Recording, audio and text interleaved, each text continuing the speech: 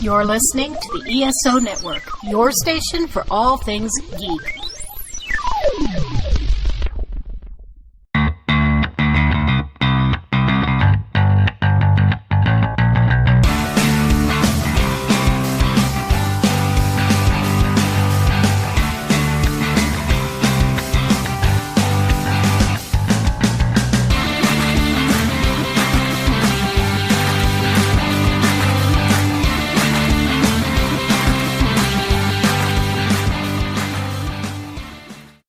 Hey music fans, welcome back to Modern Musicology. We have a great show lined up for you this time, but first say hello to our co-hosts, author, journalist, and DJ Rob Levy.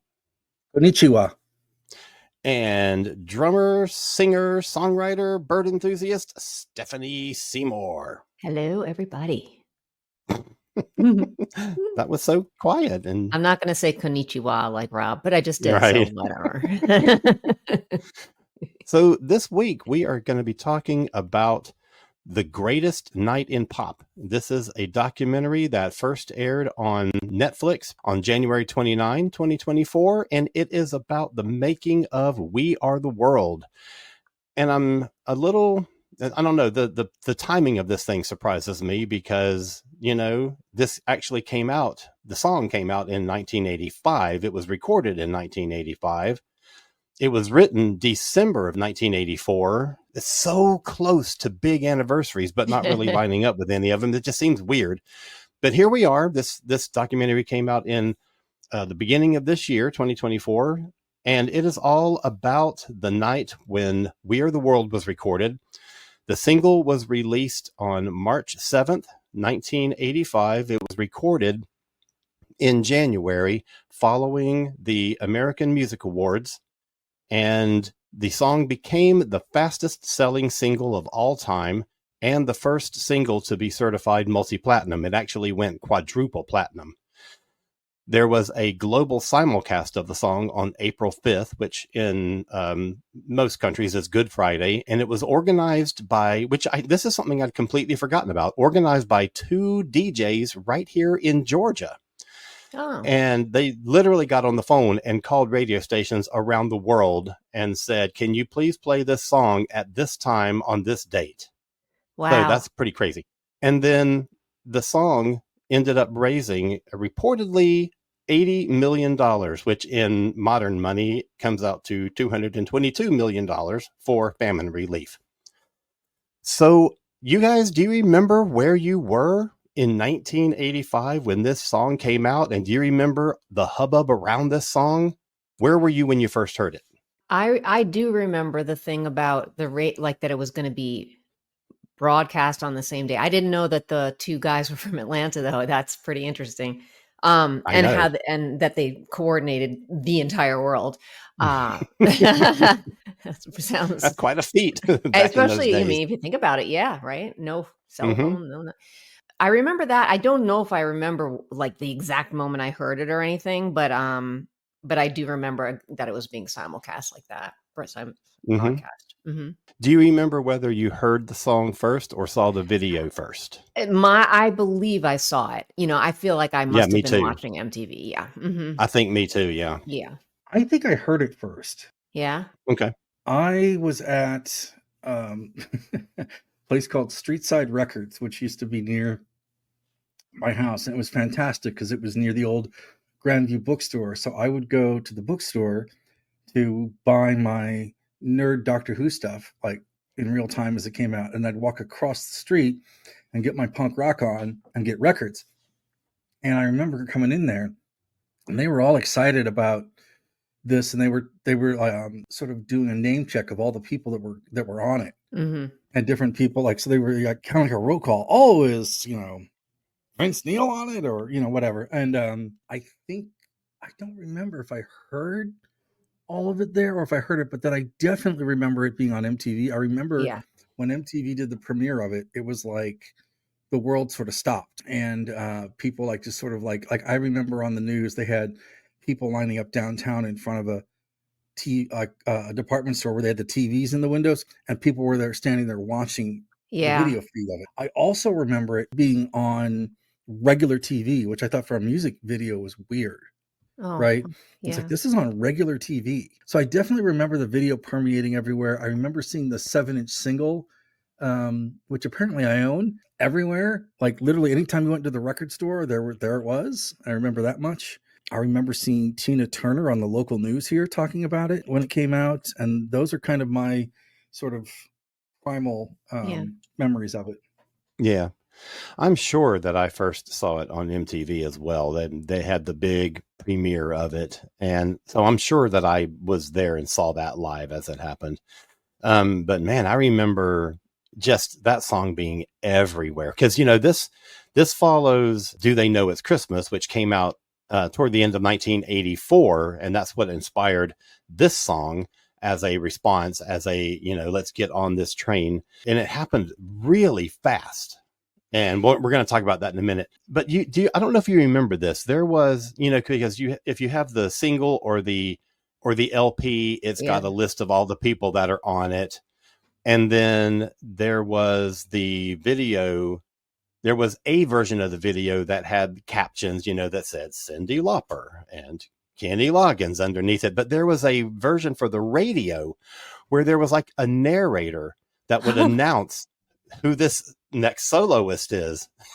What? I like, never heard that. I don't think I ever my heard gosh, it was crazy. And it's like Kenny Loggins, and then he sings his line, and then Bob Dylan. that. That's so weird. So it was like audio liner notes almost. No, my gosh. I don't remember that, but If any of our listeners remember hearing that, let us know. yes. So what did you guys think of the documentary? Just like overall, impressions of it. And then we'll get into the details in a minute. But what did you think of it? What I thought was, first of all, I learned things that I just really never knew about it. I think back then I just knew that it was this big event happening. I did not understand the making of it at all. I didn't know it happened in one night. I didn't know it happened one night after the American Music Awards. I didn't know it happened after that, and that they were all there till 8 a.m. or whatever. Yeah.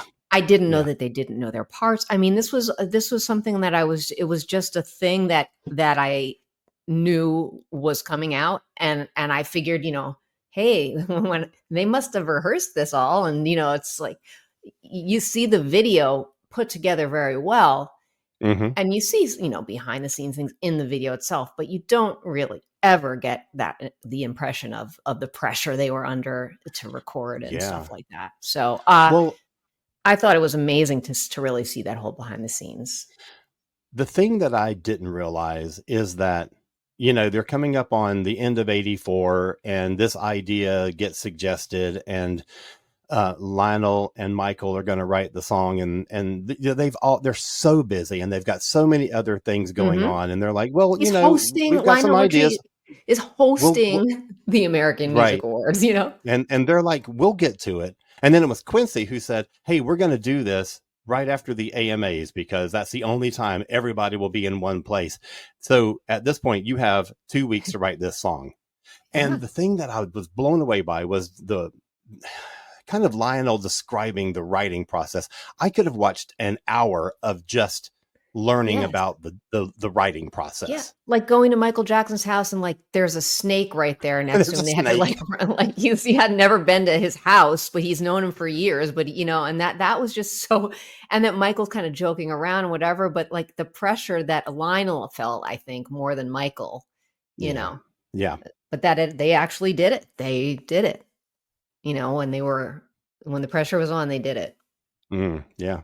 So I guess with me, it was a lot of the behind the scenes stuff as well, particularly the egos at play and things. And, it's weird because I watched the making of Live Aid. So I should have just assumed, or not Live Aid, Band Aid. I should have assumed that this would be similar, but I just thought they just all went in a room and did. I had no idea that it was just the chaos and bedlam that it was. And I had no idea, we talk about going to Michael Jackson's house and Lionel Richie's hard at work writing, and Michael Jackson's like, oh, say hi to my chimp. And I have I always sort of respected Lionel Richie musically later in life when I sort of knew more about Yes. his work in music. But I really love how he sort of walked everyone through this with the film, Yeah. and sort of like it was kind of like having a museum guide walk you through an exhibition or something. And he sort of like explains the process of, this is how we wrote it, this is how we got all the people, and then, you know, this is how we got everybody to stick around. And I just thought that was really great. And you know, Stevie Wonder was busy trying to write the soundtrack for Lady in Red, or Woman in Red, the soundtrack for that he ended up doing I Just Called to Say I Love You for. So he was not available to completely work on the songwriting process. But there's this whole backstory about Stevie Wonder and sort of how they have to dance around Yes. that ego of Stevie Wonder. When he gets to the studio and he's pretty much already it's done. The song's done. He's trying to suggest stuff, but it's really done. So that was kind of interesting, you know, to watch, you know, Lionel Richie have to navigate a room with Michael Jackson and Stevie Wonder, and you know, so this had, I think the biggest thing for me was just the profound amount of delicate maneuvering that Lionel Richie had to do, And because Quincy. it didn't seem like it didn't seem like Quincy though was doing a lot of the day-to-day interaction with the celebs, but so Lionel had to sort of wrangle all the egos and get everybody lined up. And I also had no idea when they were lining up who was going to sing where, and they show them placing the name tags on the floor of who's going to stand where and stuff. I'm like, okay, this is way above my organizational skill level. This is the worst work retreat ever. But I really enjoyed it. And, you know, I have not thought about We Are the World probably since 1986. So it was really interesting to sort of sit through that. I liked their description of assigning. They had to select who was going to get a solo, and then assigning the solo parts to each of the soloists, where they're like, okay, this person's range fits this line. This person's range fits this line. This person has a very gravelly voice, so we want to hear that here. This person has a very smooth voice, so that would be perfect for this line. And then on top of that, then they had to think about who's going to stand next to each other. I thought that was so crazy. Yeah. And also, just so they did think about those lines in advance and who would be best suited for them. But then there was also stuff like happening on the fly, like when Huey Lewis and Kim Carnes, like I think Huey came in on Kim's line or something, but that was so great. They were like, yes, do that. So that they sung that last thing together with Cyndi Lauper doing the high part over it. So it's like, it was a sort of a mixture of already planned things and then, you know, what sounded good in the moment too. It's also one of the things that I really enjoyed was hearing some of the, you know, because they recorded most of these parts 3 or 4 or more times. And it was cool to see them like doing the recordings, and they do a take and then they like say, well, okay, that was okay, but let's do it better. And they back it up and they do another take. And when you get to that take that ends up on the record, you recognize it instantly. Yes. I loved that. There was a Huey Lewis one that, I was like, that's especially in that bit with Kim and Cyndi, where they sing it so differently each time, but then the third or fourth time that you hear it, you're like, that's the one that's on the record. It's very cool. And I feel like I have, you know, in 1985, I mean, I was just such a child of the 80s musically, and a lot of the people there I was not, you know, into at that time. I mean, I know who Diana Ross is, and I was, you know, I know who she is. And Lionel, same thing. Like all these, you know, there was the older kind of crew that was there. And looking back on it now, it's like so mind blowing that those people were all there with like the people that I loved then, Cyndi Lauper, you know, the younger kind of 80s music scene, you know. And I have a new respect kind of for people like Bob Dylan, who did not have to be there. And that guy seemed pretty confused for some of it, but he just did it. Yeah, but he stuck around. He's Bob Dylan. He did not have to. He stuck around. He, like, Stevie helped him, especially with his own solo thing. And he did it, you know. It's like, that was really like kind of heartwarming. Speaking of sticking around, Waylon Jennings did not. No. I thought that was hilarious. He's like, Ain't no country boy ever sung Swahili. I'm out of here. Yeah, this did not cast several people in a very positive light, and No. Waylon is one of them. Yeah. No. Al Jarreau was another one where he's like drunk and not Oh, that not was kind of taking funny things very though. seriously. I know. But I felt bad for like Sheila E, Dude. That was kind Yeah. of, in her opinion, she was there because they wanted Michael Sure. they wanted Prince to Prince. show up, and she Well, knew he was the point. she's kind of the new girl on the scene, Yeah. She and Cyndi both were kind of in their career, the youngest ones in that group.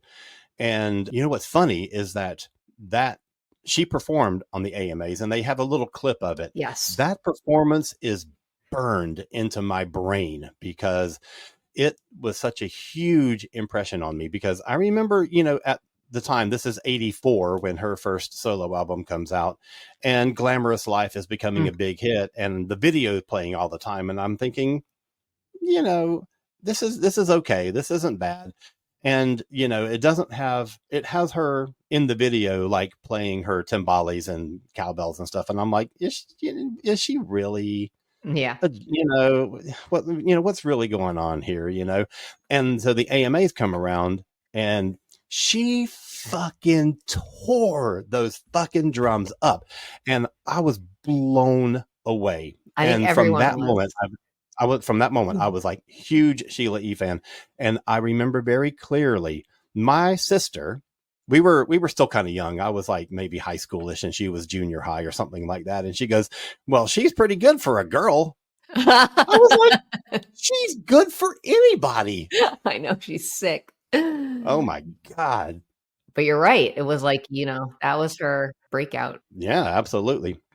But then she walks from that into, hey, you want to do a solo? By the way, is Prince going to come? I know, and they And waited then- and waited and waited. Yeah, no Prince. And so she's like, you know what? I'm gone. So I guess You're you not see gonna- her on the chorus, but then you don't see her Yeah, at yeah, yeah. all. Yeah. Right. Speaking of the chorus, there's a couple of odd inclusions. Like, I have never understood why Dan Aykroyd is there. Yeah, I know. Why Like, did they from want? 1985, I saw the video and I'm like, is that fucking Dan Aykroyd? It must have been a Blues Brothers thing, and it must have Maybe? been like just star power, like the TV guy. I think. Maybe. Well, they were. I think that is the year that they did the tour with him and the other Belushi brother, where they toured as the Blues Brothers. So that would don't- make more sense. I But think. I mean, don't right around think this time so. they brought it back, but I know. Yeah, I'll have to look at the dates on that, But but I don't think that Aykroyd is lines like up. a pretty big blues and soul guy too. Yeah. And he had, kind of a moderate musical career, But still, I'm guessing that he's sort of like somebody's plus one, or I don't know. no, because maybe. they said they really wanted him. They Yeah. specifically said, yeah. I Yeah, don't yeah. know. I think if it had been a big year for the Blues Brothers in 1985, I would have thought, oh, okay, that's why Dan Aykroyd is there. But in 1985, I thought, why is he there? Yeah, So I don't know. I don't know. I'm not sure about all that, but we'll have to check that timeline. And there was just some people that I didn't realize that some of the Pointer Sisters that were there. Like there's All I three think- of them. Yeah. Okay, all three. I remember thinking back then, like I don't people look familiar, but I don't know everybody, Yeah. and that's just some of the people I wasn't Yeah. clear about, I think. And I'm surprised about the Pointers not getting a solo. And I Yeah. wonder if it's a case of we can't give one act 3 of the solos, or there's not a place in the song for a good 3-part harmony, which of course there turned out to be. But they were 83, 84, 85. They were huge. Yes. They were burning. So that was a surprising exclusion. I mean, that was think. just another thing. Like, I guess there were quite a few people that you would think would have really a solo, and they didn't. And then some surprising ones that did, I think. I mean, Mhm. Okay, I understand why Bruce had I guess. He sounded great. Come on, it's Bruce Springsteen. I know. And It was I think 84. a lot of it is- Yeah. I think a lot of it is that, Oops. Sorry. sort of last minute, okay, we've only got one night, throw it together. We're not overthinking this. That's Yeah. kind of what I think it is. I think the longer this went on and they thought about vocals, the more this process becomes nuts. because then people start getting really finicky. And I think it was like, okay, this voice is this. And it's like, who can we get? Oh, Huey, you're right here. They could have driven themselves crazy. Yeah. Yeah. Here's since you mentioned that, let me jump in real quick. Here's the surprising thing. They put Huey in because that was the line that they had assigned to Prince, and Prince Yeah. never showed up. How different would that line have been had Prince done it? Yeah. I mean, I just can't even hear it now. Mm-hmm. Anyway, sorry, go ahead, Rob. No, I just think it's interesting that they're dealing with all of those different dynamics of getting all these people in the room. And I think it's at some point, like, okay, we've only got these people for so long. And then I think, okay, Huey Lewis, pretty humble guy. Kim Carnes, not a giant ego. Cyndi Lauper, great. They got a lot of people that were really easy to work with other people. Yeah. Mhm. It didn't turn into a personality contest, right? Yeah. So I think there was some of that involved as well. And it was so sweet, like how humble like Huey was. And when he was Yeah. interviewed for the whole documentary, I mean, he was really genuinely like, I cannot believe I'm standing next to these people, He was so nervous. Right. We're talking about how nervous his heart was beating out of his chest. And Right. Yeah, I mean, the other thing too is a lot of these people are starstruck themselves. yeah, like he was. I think Springsteen was talking about that's Stevie Wonder, right? You know? Yeah. So that was kind of interesting too, So And they all like autograph each other's sheet music. I wonder how many of those exist now. Right? Is there any one of them in the Rock and Roll Hall of Fame? That's a good point. When I'm there in a few weeks, I will look and see. That's right. Oh, yes, I'm going back to the Rock and Roll Hall of Fame. Woohoo! Super excited about that. I just wonder, man, if that fell into like the hands of a private collector or something, how much would that be worth? Yes, all those autographs. Holy cow. Holy cow.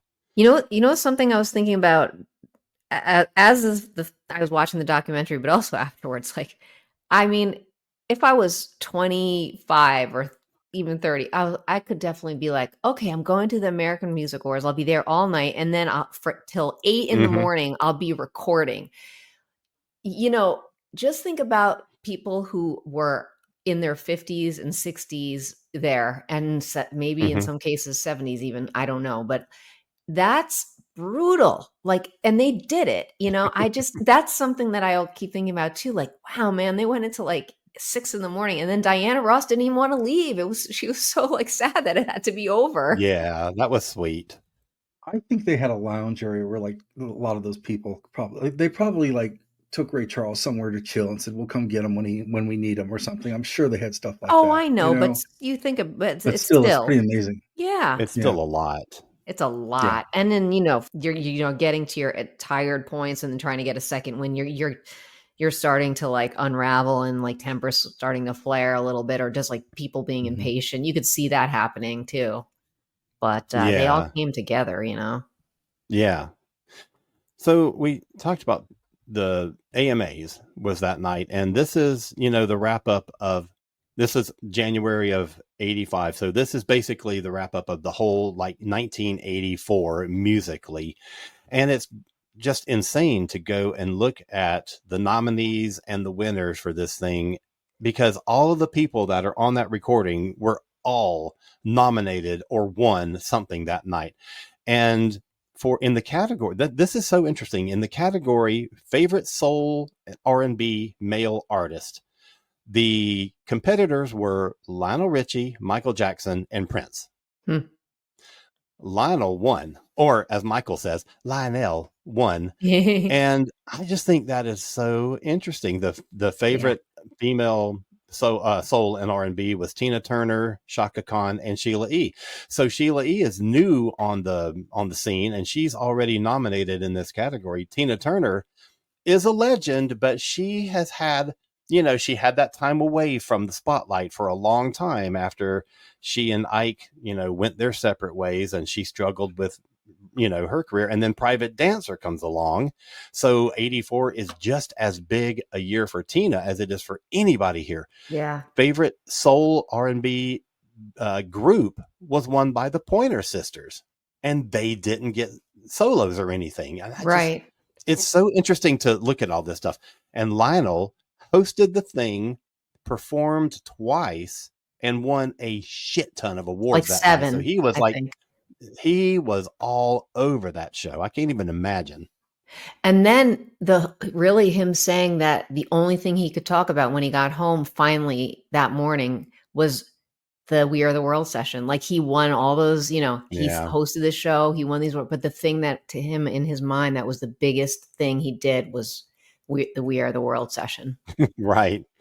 Because and how important it was to him. You know what I was going to bring up too is what I thought was very strategic and smart of them was that they brought Bob Geldof in to speak to them before they recorded. And because, they're all flying in from American Music Awards. They're like, hey, we're having a party here. But Bob Geldof, brings them down to earth and say, this is why we're doing it. And you are helping your own people, and, we're coming together for this reason. And this is what the facts are, Right. And you could see in their faces, like, yeah. Yeah. Well, nobody can bring a room down like Bob Geldof. I noticed, when I was watching that, the people that just looked absolutely sort of like affected, like the look on Kenny Rogers' face, like when they're talking about the famine and things, you're like, oh, wow. There were some of them that were pronounced, like Huey Lewis looked like he was just sort of like jarred. So, and I thought the interviews they did around that were really good as well. I think that the thing I really liked about it is sort of the flowing and the pacing of it. Yeah, no, I agree. The flow and the pace and the interviews it told the story very well. Mm-hmm. And I think that Lionel Richie being the person to sort of talk about the process of it was really smart. Mm-hmm. And then Huey Lewis being the secondary person, yes, I thought was really a nice dynamic between both. Them just sort of gradually bringing in the archive footage that they had of stuff. And I thought that was interesting too, and at the, for me, this is interesting because in 1985, I'm more of a punk new wave kid than I am. I know who's Springsteen. I mean, I know about Diana Ross. I knew more about the soul people than a lot of the rock people because of the house I grew up with, but I knew about Huey Lewis, right? I knew about Cyndi Lauper, and I knew about Kim Carnes and Lindsey Buckingham, but there's a lot of people in there I didn't really understand the magnitude of them yet. Like that's I liked, what I meant. Springsteen with like Born in the USA. It's like, okay, this didn't do anything for my thoughts about Dylan. I mean, once I saw the documentary, yes, but my 1985 brain was like still dismissive of Dylan. Totally. That's what I was saying in the beginning. Me too, actually. I always thought Jackson Browne was in this, but I guess he wasn't. Nope. So I have these memories of certain musicians that I like remember. Like I just remember, Lionel Richie was friggin' everywhere, and it got really old, because like a lot of these records were everywhere on the radio. Yeah. So you kind of got lost by that. This is the kind of the time that I really began to realize just how important Tina Turner was. So this was, many ways one of my gateway drugs to Tina Turner. Mm-hmm. And then, I knew Diana Ross from hearing my brother play the Supremes like literally every day for like the first 15 years of my life. So there's some of that where, where it's kind of by osmosis, who these people are, but these are not people I listened to musically at that time in my life. So for me, it's interesting to go back in hindsight and sort of listen to this and appreciate it more like, I'm going to use the comparison of an older wine, because you're like, once you have the knowledge of time and you listen to music as you get older, you sort of appreciate who some of these people are. That's exactly right. Yeah. Unlike Band-Aid, which had a lot of people who are of the moment, when you watch the Band-Aid lineup or look at the Band-Aid lineup, it is very much people that are rock stars of that time. Yeah. When you look at the roster for USA for Africa, it is very much, these are legacy artists. This is like a fascinating collection of like American songwriters and musicians and performers that are pretty representative of the last, 50 years of music of that time. So it's pretty astounding when you look at the level of talent. And I did not appreciate that at the time of hearing it. Just like it's name after name after name of people in this thing. It's just like, and nobody hit anybody. So that for me, that's the big astounding thing about it. I don't know, the word legacy makes it sound like their moment has passed, but I can't think of a different word. They're legendary. But they were still at the peak of what they were doing in 1984, 1985. Right. And so it wasn't like they were past tense. It's like they are very much dominating the current scene. Yeah. And it's Ray Charles had a resurgence after this. Yes. Stevie Wonder did too as well. Yeah. Absolutely. These are very much people.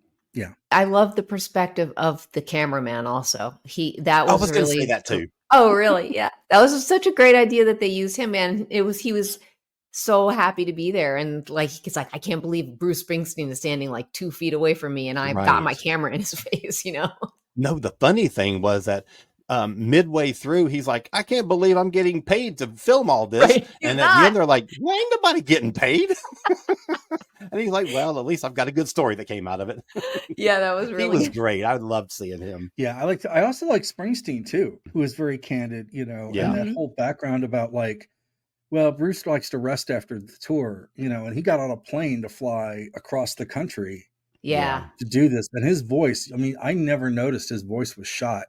Yeah. Until, I didn't either. You listen to that, and then that's something I never thought about. That Born in the USA tour, I just remember that was a slog, But it was a long tour. He worked hard on that tour. Yeah. So I think that speaks volumes that he's there. Yeah. You could say that though, anybody, yes, of course, him with a massive tour, that's kind of a given. Your voice is going to be, but at 6 a.m. or whatever, maybe 4 a.m. when you're trying to do a solo part, Cyndi Lauper doing that high part right then, that could have easily not happened because, you're tired and your voice isn't going to do the things it's going to do, at 8 p.m. Yeah. The one that I thought kind of badly for was Kim Carnes, because she was assigned one of the solo lines and she basically got 2 words out and they're like, hey, let's have other people sing with you. So her solo Huey line Lewis turned into a trio line and she didn't really get that much of her own identity into the song. Yeah. But that's what I mean when they were talking about or that they were doing things on the fly, and that was just one of them. It's unfortunate, for her. But it's still, it's her. Definitely can hear her. Oh, sure. Oh, yeah. But yeah, I know. People listening now might not know it's her, but people listening now might not know it's any one of those. Well, you it's Bob Dylan when you and Bob Dylan. It's Michael Jackson.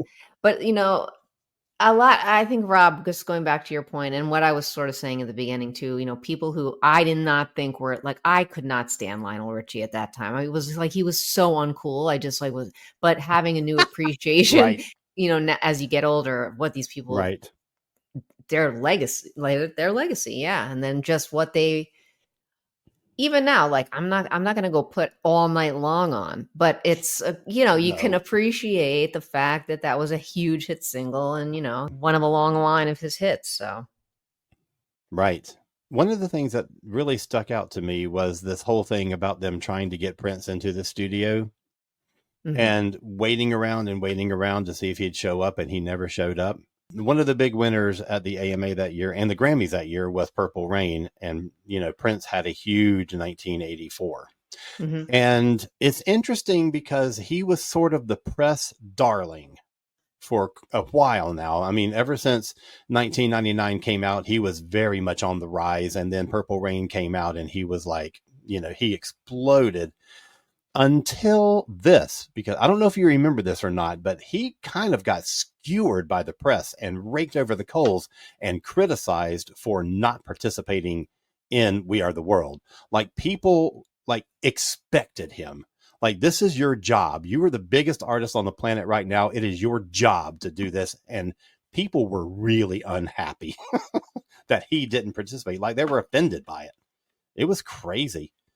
Yeah, I remember that. I remember him sort of not taking any type of questions about it. And I remember it coming up a couple times, and I actually remember people saying, where's Prince? Prince isn't in this, man. Where's Madonna?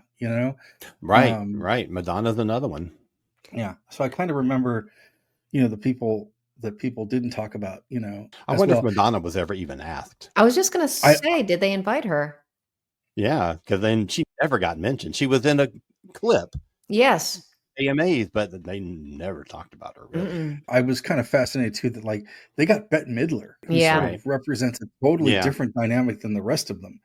And, you know, she's not in it very much, but just the fact that like, you know, the different people that they had that were kind of in these interesting circles. I thought Mhm. that was another interesting person they had that was Mhm. kind of Yeah. interesting. But on the Prince thing, he did sort of a clapback song. It was called Hello, and it was the B-side of Pop Life when it was released as a single. And it was basically criticizing people for getting on his ass about this. Well, really? But he also did contribute a song to the album, though. We Are the World was an album that had the song as the single. And then Chicago and other groups, Huey Lewis did a song, and, you know, some other people. And Prince and the Revolution did a song called For the Tears in Your Eyes, which is a great song. But it's like people sort of ignored that when they criticized him for not being on the recording. And then the following year, he also chose not to participate in Live Aid, but he did provide a video that could be included in the broadcast. And it was basically a slightly slowed down acoustic version of For the Tears in Your Eyes. That was just him and Wendy and Lisa on piano and 2 guitars. And it is phenomenal. It is so amazing. So I just thought that whole year that Prince had with starting off with this was super interesting. Yeah, and I agree. It's weird that he wasn't there, and he probably got too much flack for not being there. But you know what? They got, you know, look who they did get. I know. You can't get everyone, and someone's always going to have a reason why they can't go, you know, or what. Just, you know, who knows? He's super private. He's Yeah. super shy. He doesn't do stuff like that a lot. Sheila So, E was just like, I mean, he's not going to come. Like, I know he's not Right. coming, so No, don't he's not wait. gonna come. But they were waiting, you know. But she's like, I no, know. he's not going to be there. Since her name has come up a few times, super quickly, Rob, you just saw Sheila. Yeah, so there is a tour of her that's coming. She's going to be doing, I think, City Winery and a couple other places that's all salsa stuff. And her show here was all sort of like it was a fundraiser. This was a greatest hits Oh, that's cool. show she did. She does like a Prince melody and Glamorous Life and things like that. The other thing too is it's kind of a sensory experience as well. So she's got a new album coming out called Bailar, which is a salsa album. And the first single has her and Gloria Estefan, and it's amazing. It is so fucking phenomenal. Awesome. But, you know, we talk about her being a new artist because her first solo album came out in 84. But by the time that we got to 1984, that was like most people had never heard of her before. So everybody thinks of her as a new artist, but she had a hell of a career already by that time because she was a session player and on tours. So she had played or toured the world at that point with Lionel Richie and Diana Ross and Billy Cobham and all these people. And, you know, her dad was in Santana for a while. I mean, she has this history of that brings her to 1984, brings her to the attention of the general public. And everybody thinks, hey, look at this new chick on the scene. But no, she had been around for a while and had done some significant shit by that point. Yeah, and it's just one of those things where anytime you think, oh, new artist because it's their first solo single or whatever, but like, you know, half the people have done a million things before that, you know, to get to that point. So that's one of them. Right.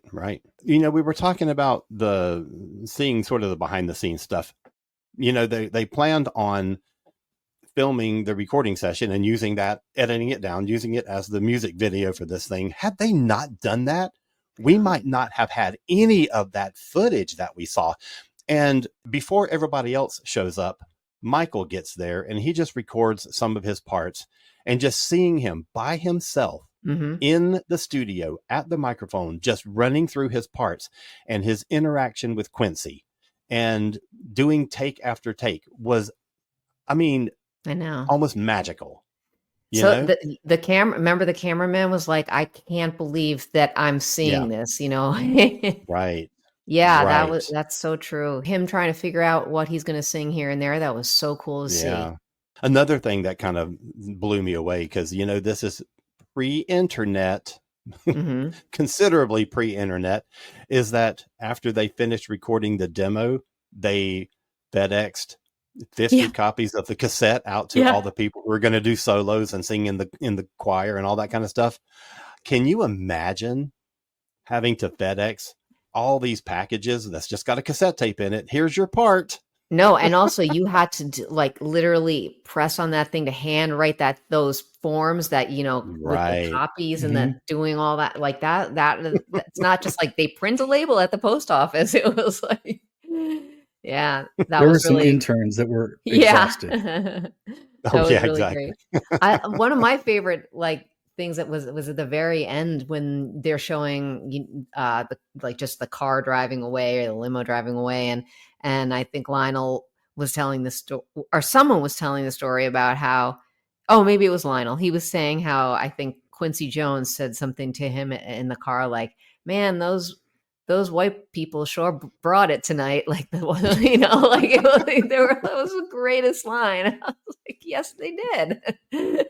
That makes me think of earlier when they like little little clips of the people arriving, Mm. and here's Kim Carnes' driver bringing her in, and here's somebody else, and then you see Kenny Rogers. He's just driving his crappy little car into the lot, and I just thought that was so Kenny Rogers.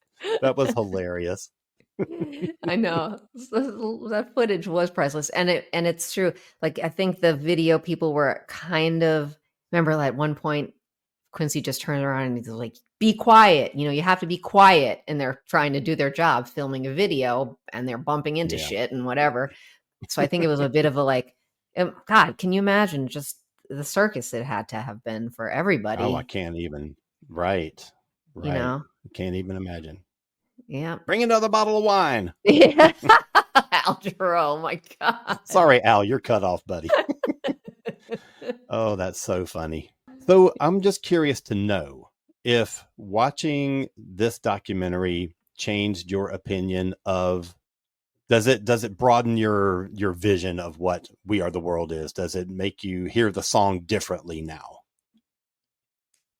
I think so. I mean, I think that, there's a lot of hokey stuff that happened with it too, like the point where everyone around the world listened to it at the same time and everybody held hands. And there's a lot of sort of like sub things that happened with it that kind of got hokey.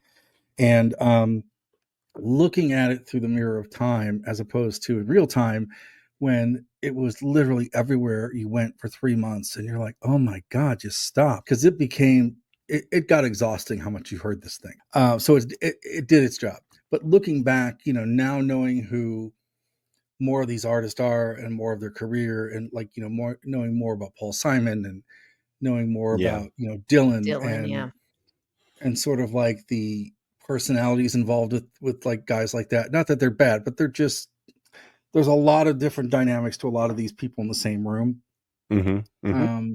Yeah. Knowing that part of it's interesting, knowing that it's nice, it does show a different side of Diana Ross than I think what people have been publicly told about Diana Ross. She doesn't seem, wacky or nutty. She seems like she's like full on alert and, really attentive to it. And so I think now that I understand the catalog of these artists and their cachet, it makes it a little easier to kind of appreciate who some of these folks are, Yeah, I agree. In 1985, I know Kim Carnes is like Betty Davis eyes. That's it. I know Kenny Rogers is like the guy from The Gambler, Yep. but these people a little more now, Yeah.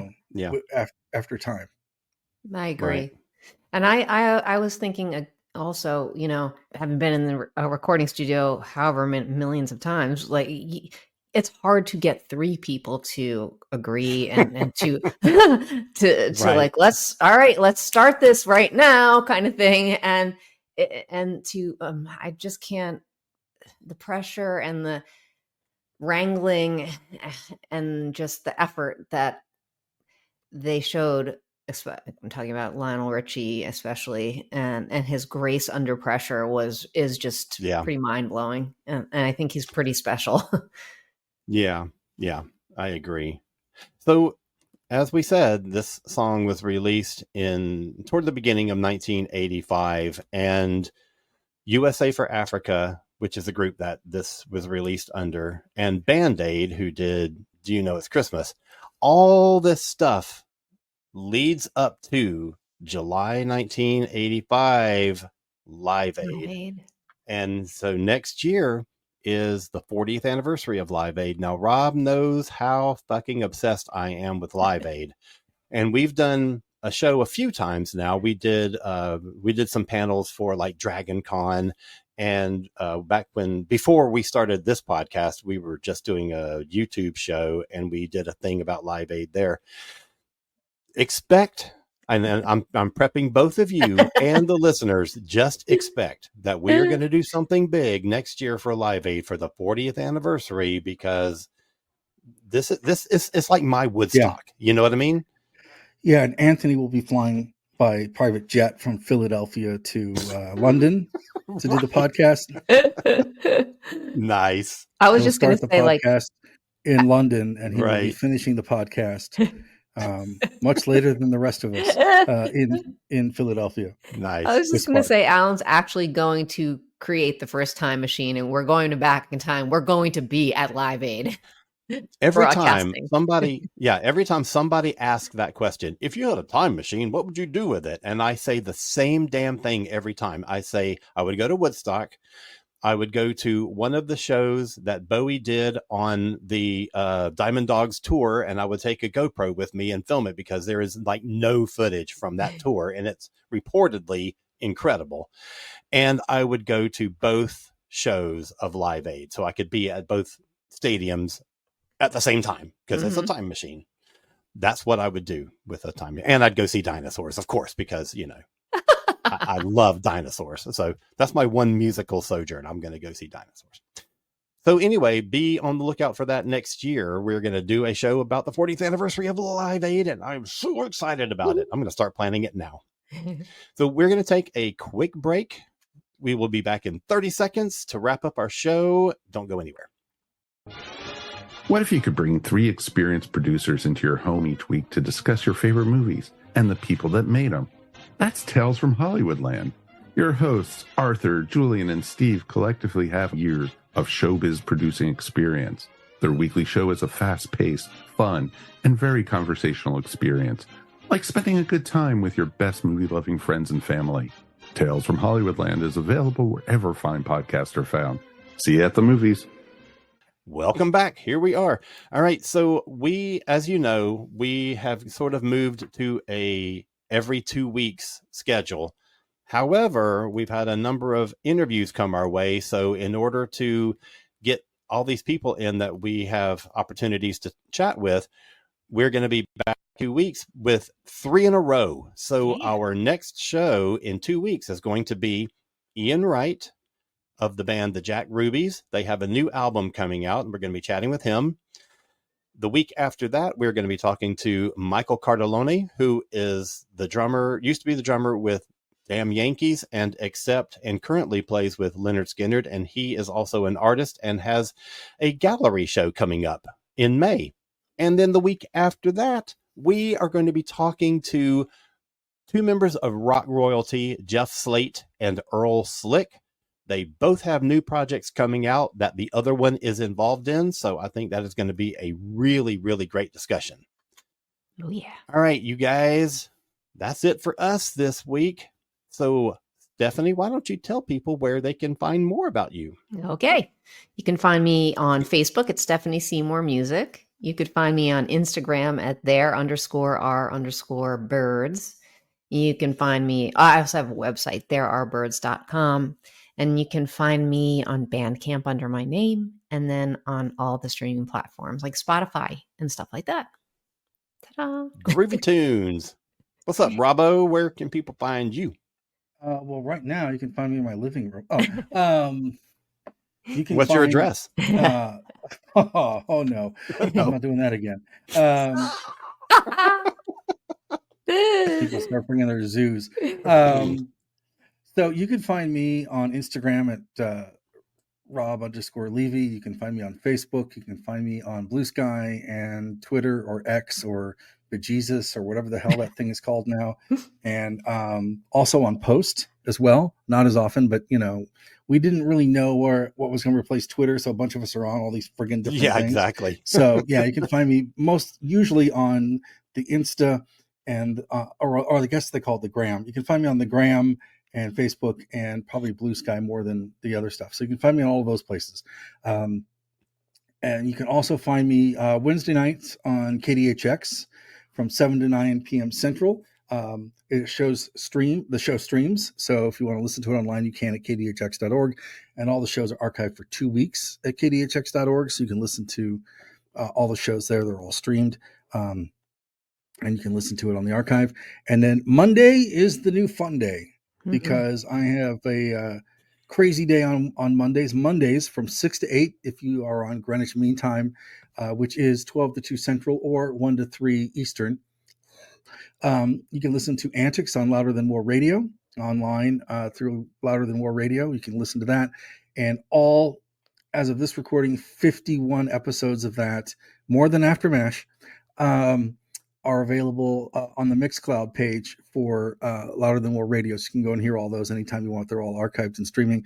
And then Mondays from 6 to 8 Eastern, 5 to 7 Central, you can find me on the Face Radio with the Free Design. And then that show repeats on Tuesday mornings because people are insane and want to hear me in the morning with their coffee. You can hear that in the morning from 8 to 10 Eastern, 7 to 9 Central. And if you go to the Face Radio website, it's just thefaceradio.com. You can find the myriad of streaming platforms that thing is on because it's on a ton of platforms. So you don't have enough. You don't have enough things. Yeah, because shit, I am exhausted just listening to you say all that shit. Oh, you've got like 9 podcasts. Well, I don't, but all of my stuff is collected in one place. You can just go to Cosmic Creative. I have a link tree where you can find it all. Well, I don't have a link tree. I just have a website. It's called Cosmic Press. KOZMIC Creative. Sorry, I said it wrong. .com.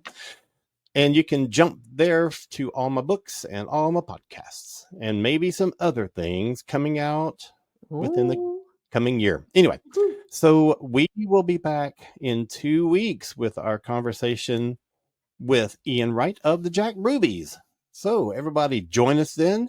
Take care. Have a great 2 weeks and keep rocking on.